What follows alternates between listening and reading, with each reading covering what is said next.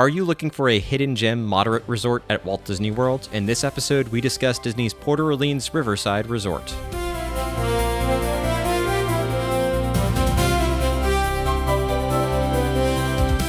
Welcome aboard Imagination Skyway, your guided tour through the worlds of Disney and Imagineering. I'm your host, Matthew Kroll, and it's my job to explore the stories and places we love and the people who bring them to life.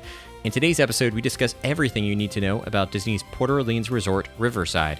Opening in 1992 as Dixie Landings, Port Orleans Riverside immerses guests in a rural, late 19th century setting along the Sassagoula River.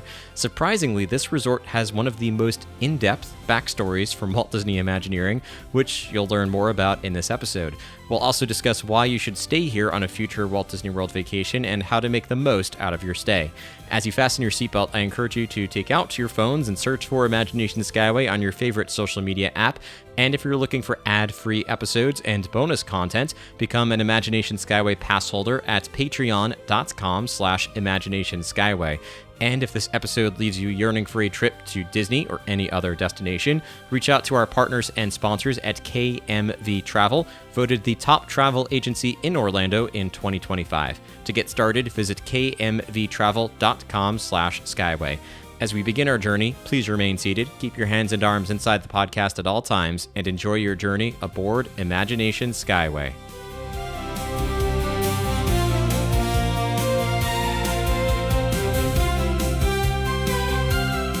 Welcome to Disney's Port Orleans Riverside Resort. I love this spot. I love the vibes here. It's so quiet. It's so relaxing. It's a gorgeous evening.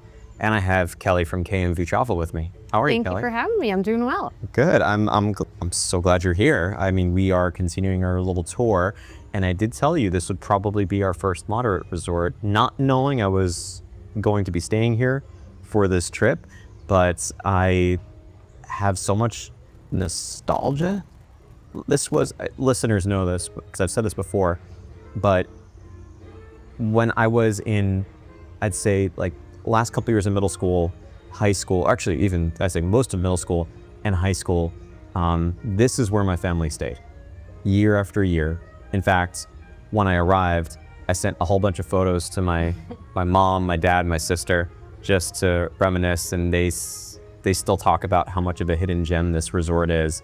And I think it is too. Still to this day, it is probably, like, Coronado Springs has my heart because of Gran Destino Tower, don't get me wrong. But like outside of that, if we take Gran Destino Tower out of the picture, this is my favorite moderate resort on property. It is a hidden gem, I think. There's a lot here that families can take advantage of that you don't think about when you first look at this resort. And it's normally priced very, very good. It is. Yeah. I don't know if that's because we'll talk about transportation, we'll talk about lots of things, but this is an exclusive bus resort. There's, Caribbean Beach, you've got the Skyliner. Coronado Springs is also an exclusive bus resort, but then you've got the amenities at Gran Destino Tower and the Convention Center. This is just one of those like good old fashioned like Disney resort properties. It's just sprawling grounds, beautiful landscapes, just the right amount of amenities and services and recreation, and very laid back, low traffic footprint sort of location. So we'll talk all about it, but I have to start with our rapid fire questions first. So I think that there's no walking when I talk about transportation. There's no walking for this one, so you cannot give the walking answer. Let's start with there's two sections of this resort. There's Alligator Bayou and Magnolia Bend. Which is your favorite? Magnolia Bend. Yeah, me too. I mean, that's where we stayed growing up, and it's hard to beat the gorgeous landscape of Magnolia Bend and the gardens and the archways. It's just feels very much like a mini deluxe resort. Yes. When you're over there. Definitely. It's There's so literally nice. a wedding that is being set up right there. That's right. We're looking across the way. If that is your wedding, let us know. Love to give you a shout out. If you've gotten married recently, let's say, May 2026 at Port Orleans Riverside. Okay. Now there are lots of places to eat in here, but I'm going to just highlight two that are very unique to this property: Boat Rights and River Roost. Which of those two is your favorite? I love Boat Rights. I think it is one of the most underrated restaurants at Disney. And people, if you love, oh my gosh, Chef Homecoming. I'm like, why can I not get this out? Chef Mickey's. You will love boat rides. It's a different vibe, but you kind of get that nice like New Orleans type food. It's really good. Yeah, that's excellent. All right, here comes the transportation question. So are you taking the boat to Disney Springs or the bus to Disney Springs? Boat for sure. It's such a relaxed boat. It's just the calm Sassagoula River. You get to stop at French Quarter and Old Key West, and then round that corner to see that gorgeous view of Disney Springs. So I think that's an excellent answer. Now, when I was going through research, I thought to myself, compared to a lot of the other properties we've discussed, maybe there's not as much to discuss about this property from an Imagineering perspective, but I was completely wrong. This is one of the most complex and intricate resort storylines I have ever seen. And it's so long, I'm not gonna talk about all of it because it would literally take probably 30 minutes for me to go into the backstory of Port Orleans Riverside. Wow. That is how incredibly structured the storyline is for this property. So let's talk a little bit about first just the history of it. It started really with Port Orleans Resort, which was French Quarter, now it's French Quarter, that opened on May 17th, 1991. And then Riverside opened as Dixie Landings on February 2nd, 1992, so less than a year later. And in April 1st, 2001, the resorts combined. They changed names to Disney's Port Orleans Resort Riverside and then Disney's Port Orleans Resort French Quarter, combining them as one complex similar to a yacht and beach club. And as we said, they're split into two sections, Alligator Bayou and Magnolia Bend. Magnolia Bend, as we said, has got these like beautifully manicured gardens, and that's because it's themed after Southern plantation mansions. And Alligator Bayou is themed after rustic weathered lodges, but both of them, surprisingly, have the same number of rooms. They both have 1,024 rooms. Wow. So there's an equal split between those two sides of the Riverside Resort. Now, what makes the backstory of this resort so intricate is when the resort opens, I'll share one of the stories here. They had, is back when Dixie Landings opened and French Quarter opened, they had these fictional newspapers called the Sassagoula Times and the Sassagoula Sentinel that sort of documented the resort's history, and it was also a resort directory. So I'm just going to briefly read for you, instead of reading all of them, the history of Dixie Landings. And this is an article, a fictitious article, of course, but it says, a colonel comes up the river to build a home, a family, and a mill. Dixie Landings takes root and the boom begins. In a sense, Dixie Landings was settled in three distinct phases. First, there were trappers who found the area a convenient gathering place to meet with those merchants willing to venture that far up the Sassagoula to purchase their prized pelts. Then, in a story that is often as much legend as fact, mysterious and reclusive Everett Peace became the area's first permanent resident when he established his isolated home on Old Man Island. The place that was to become Dixie Landings was established largely through the efforts of the outgoing and ambitious Colonel J.C., who saw the locale as the ideal spot for a cotton mill serving Louisiana's growing cotton industry. Hardly out of his teens, young J.C. married Millie, his own longtime sweetheart, and the two moved away from Port Orleans to seek success and happiness. At first, J.C. and Millie were shunned by the many trappers who haunted the abundant bayous, but the colonel had no interest in infringing on their swamps. He had his eye on the higher, drier land around the river bend near Old Man Island. Captivated by the lush grasslands and spectacular stands of stately trees, he claimed and bought a stretch as his own, dubbing it Magnolia Bend, and set about building both a mill and a mansion. I'll just read one more paragraph because there's a lot more. Though it took some years, the colonel's dream was destined to come true. The home he constructed for his expanded family grows slowly into a stately structure known as Acadian House. The colonel's ancestors among the first settlers in Louisiana had hailed from Nova Scotia, which was so called Acadia. The odd blend of English, French, and Indian words which crept gradually into their speech eventually shortened Acadian to Cajun, the name by which we know their descendants even today. And testimony to the quality of the craftsmanship that went into Acadian House today serves as a welcome home away from home to many, many visitors every year. And then it goes on to talk about like every aspect of this property. So that was just the backstory, and I had no idea how intricate the backstory was. So that gives you a little bit of an idea of the history and the very basic backstory. But what I'll do is there's a really great website I have to give a shout out to, because they're clearly fans of this property. They have no idea I'm plugging this right now, but it's called portorleans.org, and you can actually find, they have uploaded PDF images of the Sassagoula Times and the Sassagoula Sentinel. So you can read through the stories of the story of Old Man Island, the story of Alligator Bayou, the story of Magnolia Mansions, the story of Dixie Landings Bridge, the story of boat rides and Fulton's General Store and the Riverside Mill Food Court. And these all have backstories. So that is how so intricate the story is. Anyway, so I just wanted to start with that because I thought that was so interesting.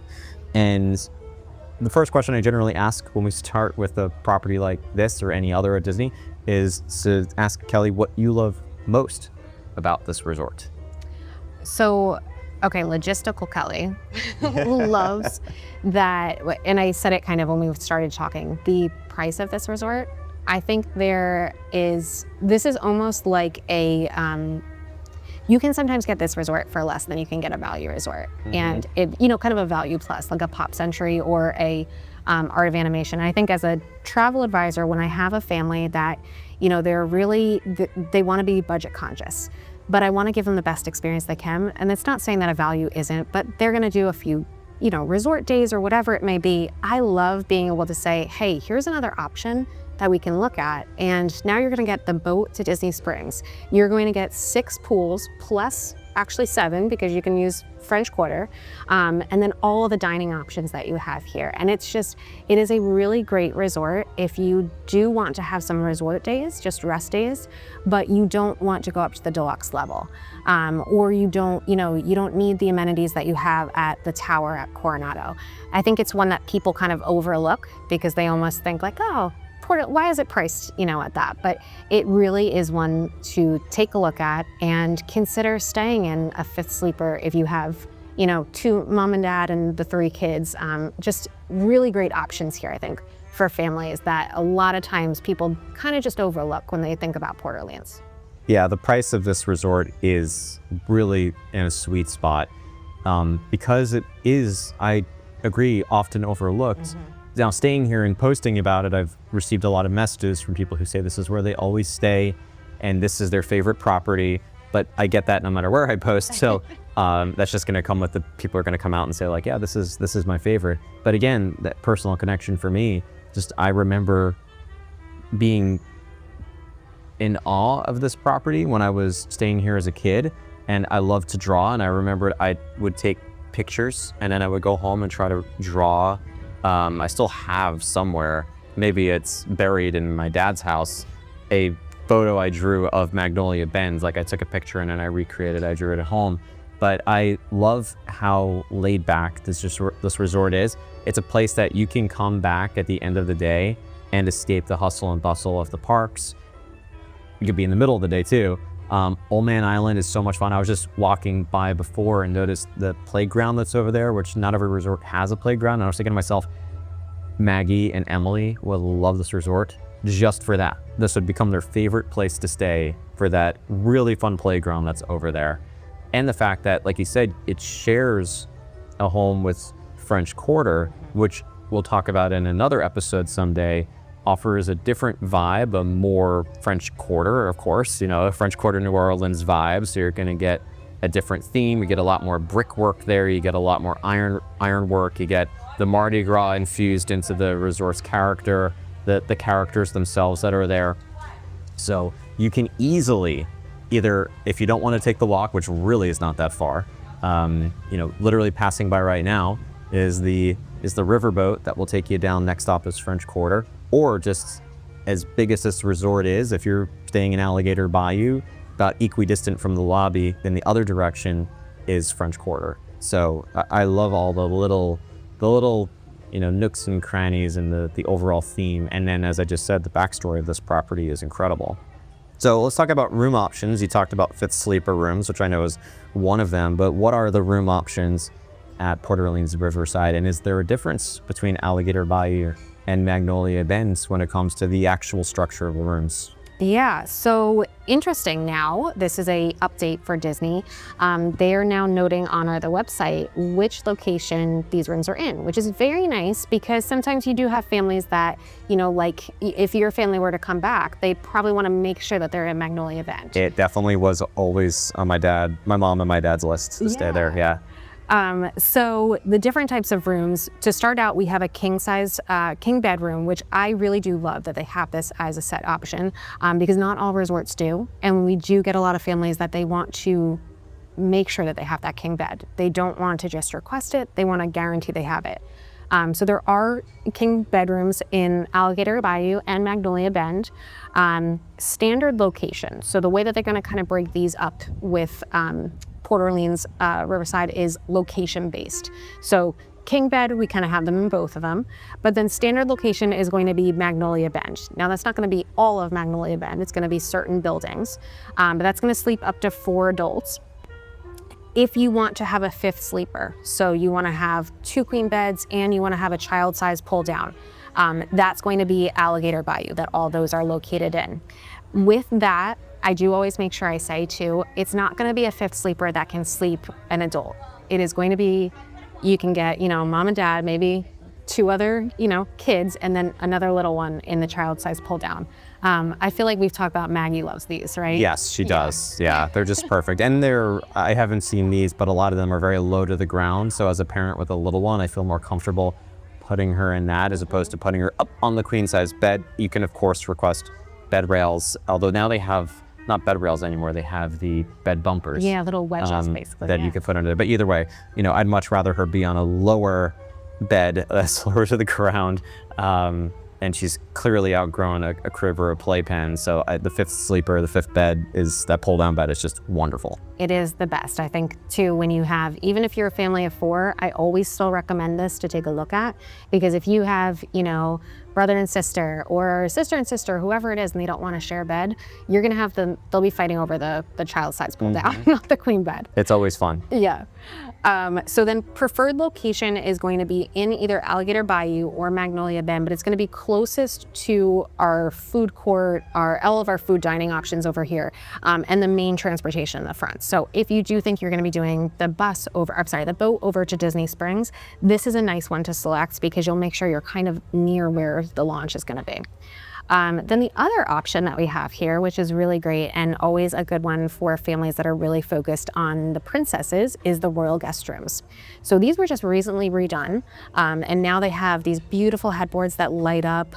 It's basically like going into Tiana's room and she's, inviting you in.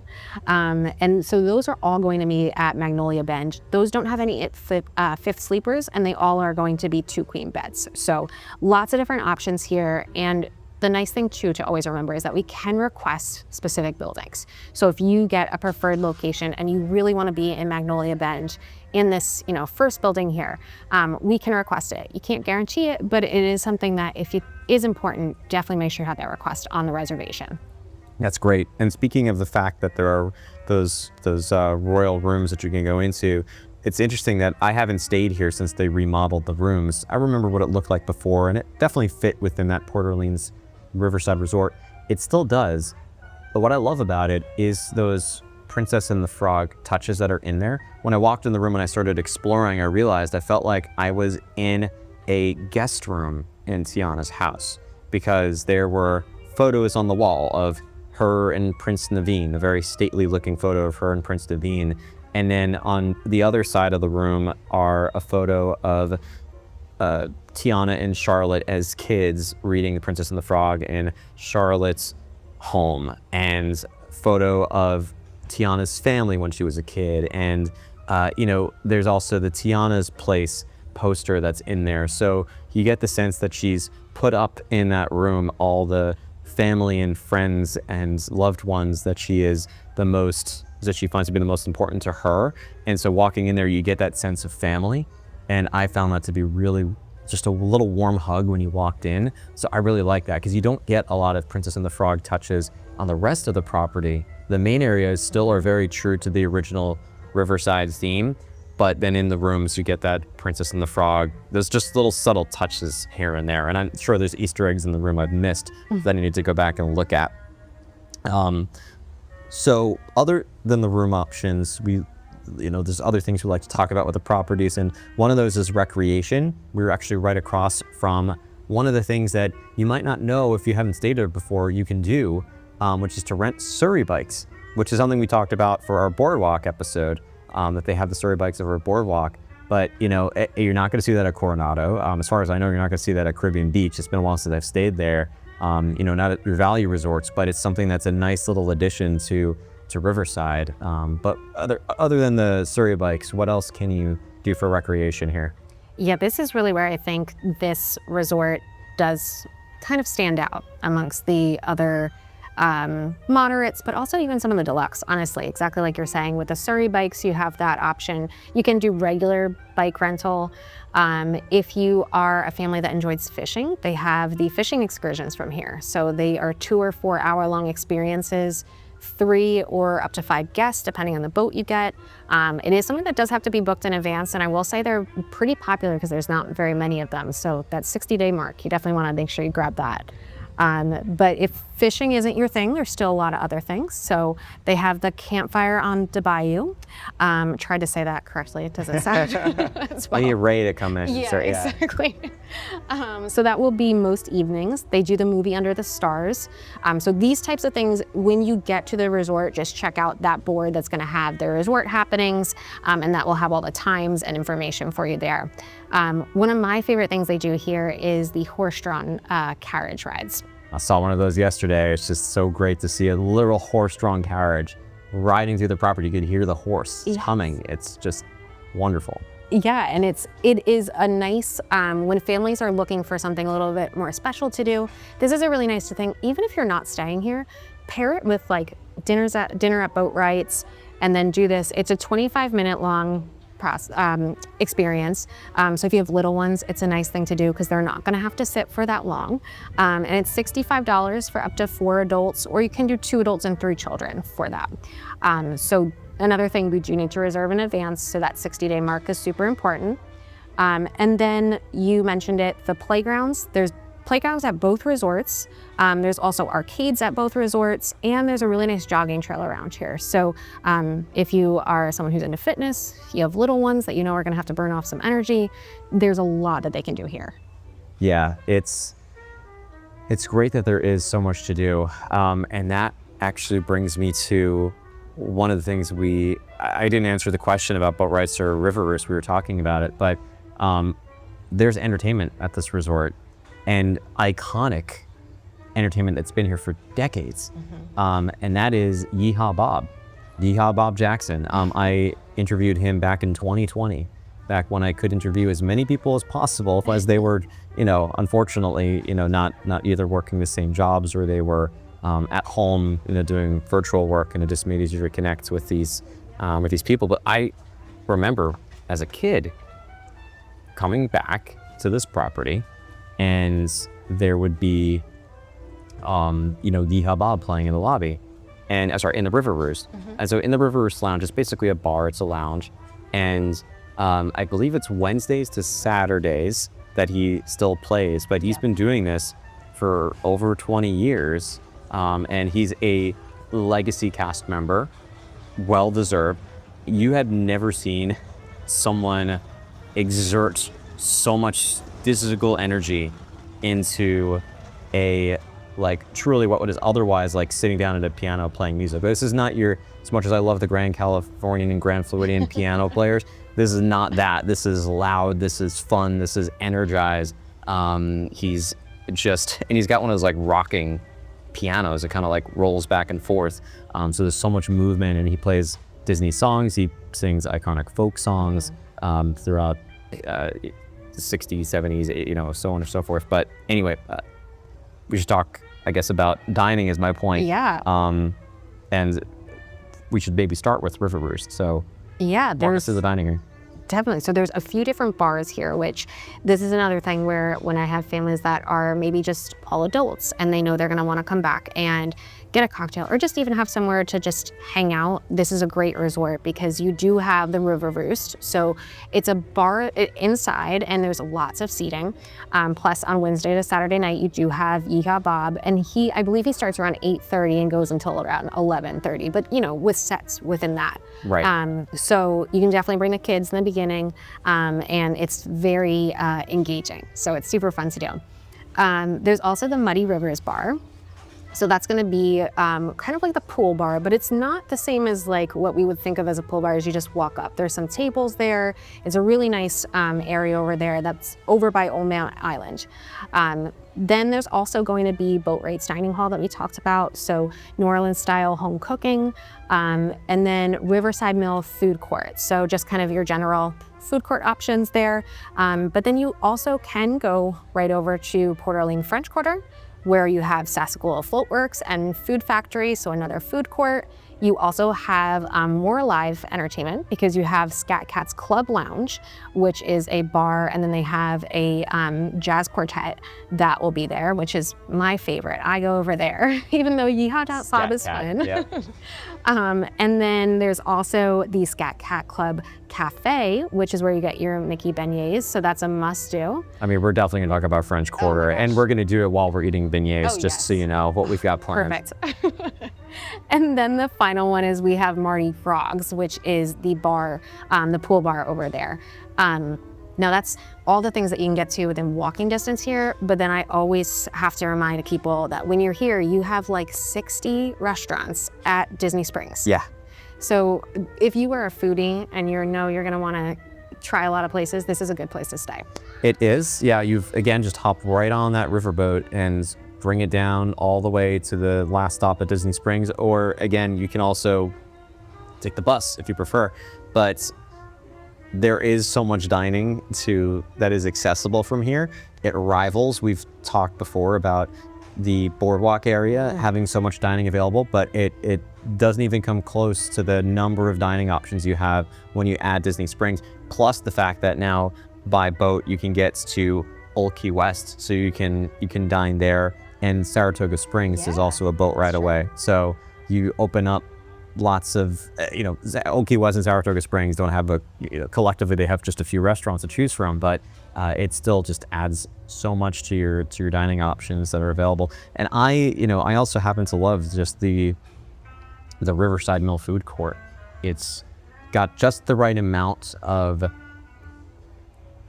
options to choose from. And the other day I was like, the big challenge for me is when I'm going for, and I think for anybody, is to try to stay, I try to eat a well-balanced meal as much as possible when I'm here.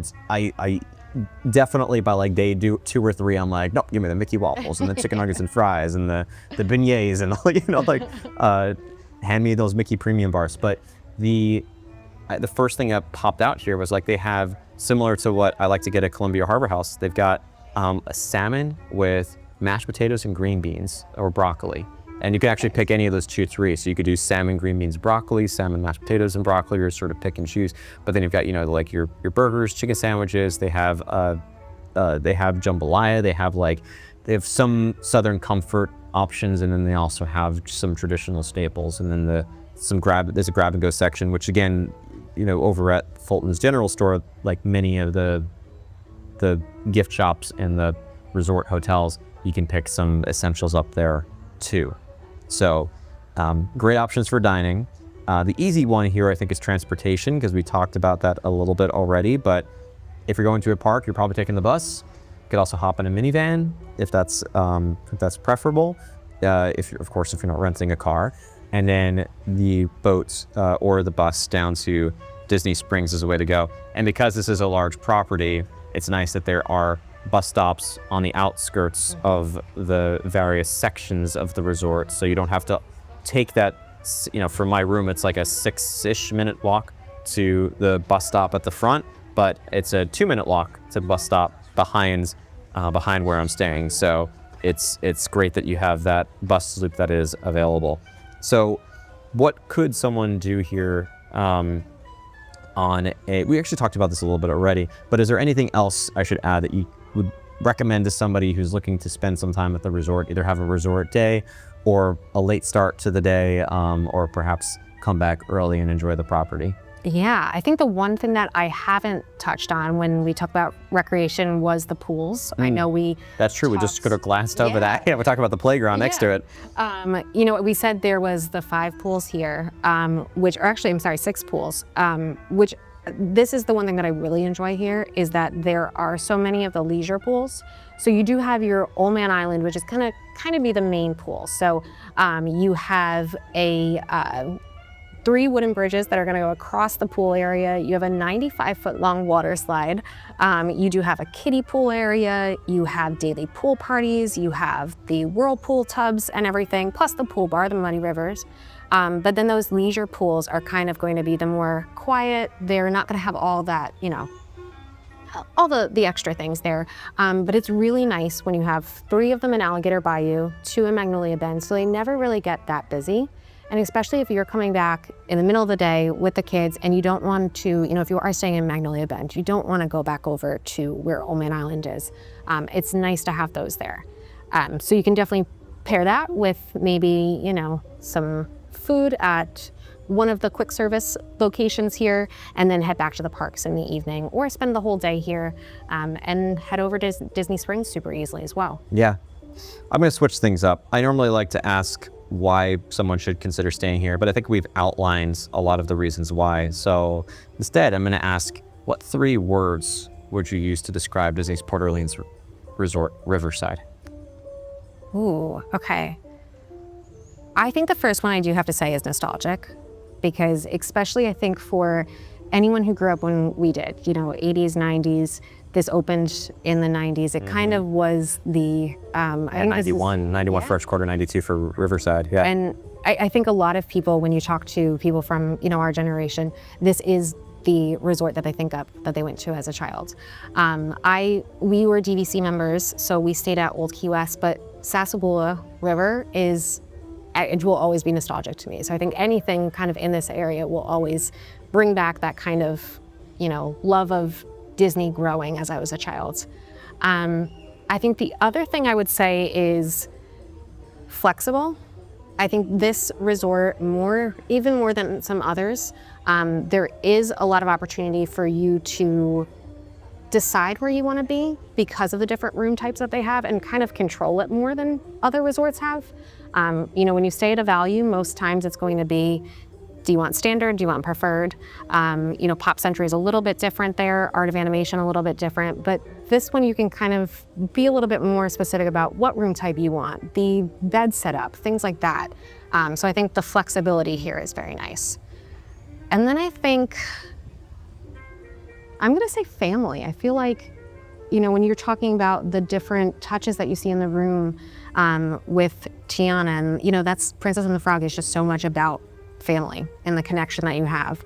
And I think there's so many activities here that you can do as a family, no matter if you are outdoorsy or if you are not outdoorsy like me. There's lots of things that you can easily do together that also aren't terribly expensive to add on to a resort day or something like that. Yeah, those are great words to pick. I have 3 as well.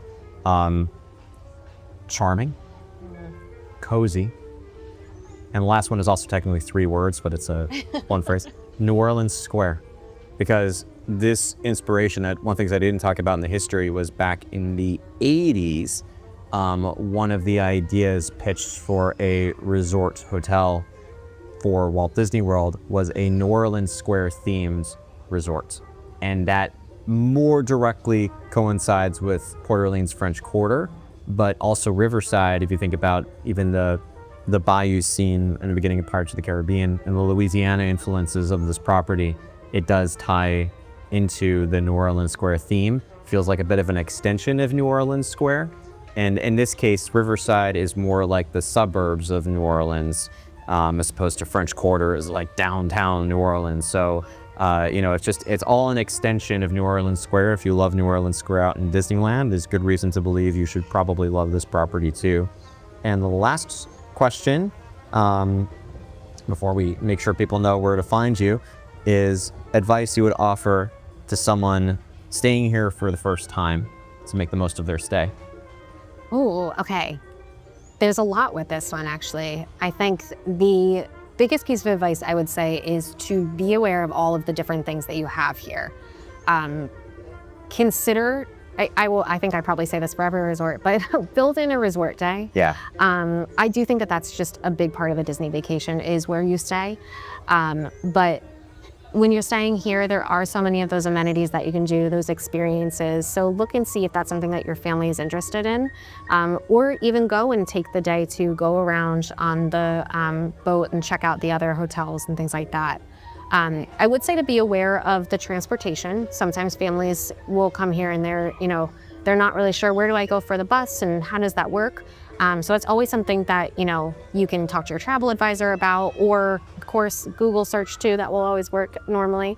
But those are a couple things. And the other thing I would say too, as a dog mom, this is a pet-friendly resort. So if you do have, a fur baby you want to bring with you, this is a really great one for that, because you are right across the street from Best Friends Pet Care, which is a dog daycare that they have right on property. So if that is something that you're looking into, this is a nice one for. But also think about that if you are staying here. If you have kids that are not comfortable with dogs, you don't see a ton, but I've only seen one. Yeah, I literally just saw one. That's why I thought of it. Ours I've seen two. Yeah, but that is just something to think about. There's not many, and people are very good, but it's always something to keep in mind. Yeah, that's a great addition as well.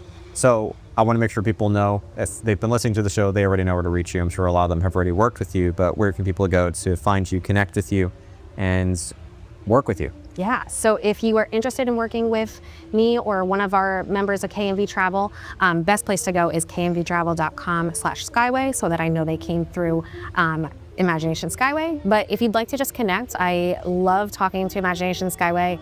Listeners love working with you guys too. But you can reach out to me at Kelly's Magical Vacations on Instagram, or to KMV Travel Co. on Instagram. And then we are on Facebook, YouTube, TikTok, basically everywhere. Search KMV Travel and we'll come up. Perfect. Well, we'll come back for another episode about Port Orleans French Quarter. But now I think it's time for Kelly and me to head over to Scat Cats and grab some beignets.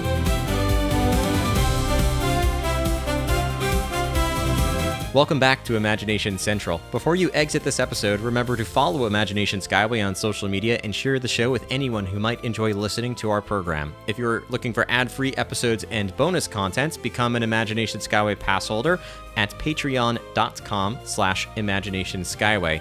When you're ready for your next vacation, remember that listeners of Imagination Skyway can get rewarded for booking a trip to Disney in 2026 through KMV Travel, voted the top travel agency in Orlando in 2025.